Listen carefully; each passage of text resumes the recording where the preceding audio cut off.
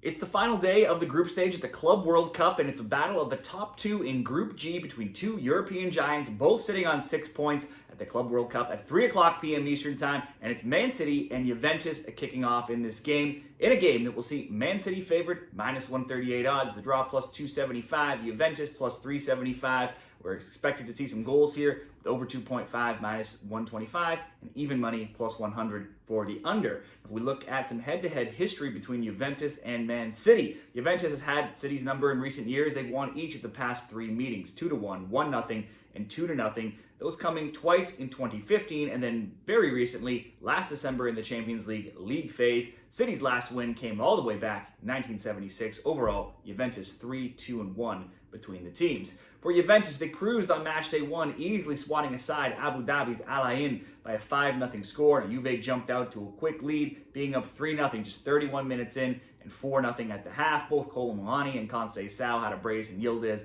added another. They had 64% possession, led in shots 16-9, and shots on target 7-5. It was more of the same in Matchday 2 versus Wydad from Casablanca. An own goal in the 6th minute gave Juve the lead that they would never really look back from here. Yildiz scored twice. Vlahovic added a PK late in the game. They got the 4-1 win. Oddly, despite winning 4-1, they were outshot 15-9 and even 6-3 in shots on target. This wasn't an overall great season for Juventus. They finished 4th in the Serie A, still in the Champions League spots, but just barely. They had 70 points. 5th place Roma right behind them, just by 1 point behind those 70 points. Far off, 12 points back of first place Napoli, and they just had way too many draws all season long. They finished 18, 16, and 4, the most draws in the league, and across all competitions, they had 20 draws that tied a club record. They didn't score tons of goals. They did have 17 clean sheets, so were generally pretty good defensively. And while they only lost once in their final 9 games, they only won 5 times in their final 11.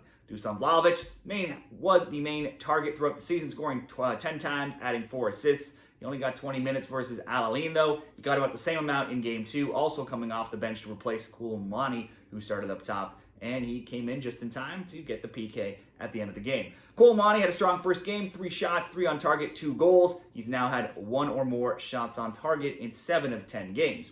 Over to Manchester City, they scored early with Foden striking in the 2nd minute, Doku adding another before the first half, but that was all they could muster against Morocco's Wydad AC in a 2-0 win. Now, City had 68% possession, led in shots 15-12, and shots on target 6-2.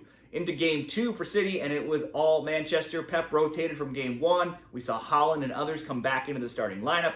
Haaland scored a PK, Gundogan scored twice, Echeverri, Bob, Shirky all found the score sheet in a 6-0 romp of Al Ain. City had 74% possession, led in shots 21-5, and shots on target 5-1. It's a hugely disappointing though season for Pep Guardiola and Man City, who fell behind in the title race, never really got back into it. They finished 3rd, 72 points, and that was just 3 back of 2nd place Arsenal, 13 points back of Liverpool.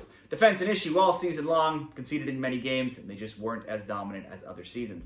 The City got knocked out of the 4th round of the EFL Cup, knockout round of the Champions League, and then lost in the FA Cup final to Crystal Palace as well. So this could be a tournament to get some trophies, get a trophy from. Despite a down season for City though, they've now recently only lost once of their last 15 coming into this match. For Juventus and Man City, best bets both have made nearly identical starts to this tournament, beating up on 2 inferior sides as they would have been very much expected to do.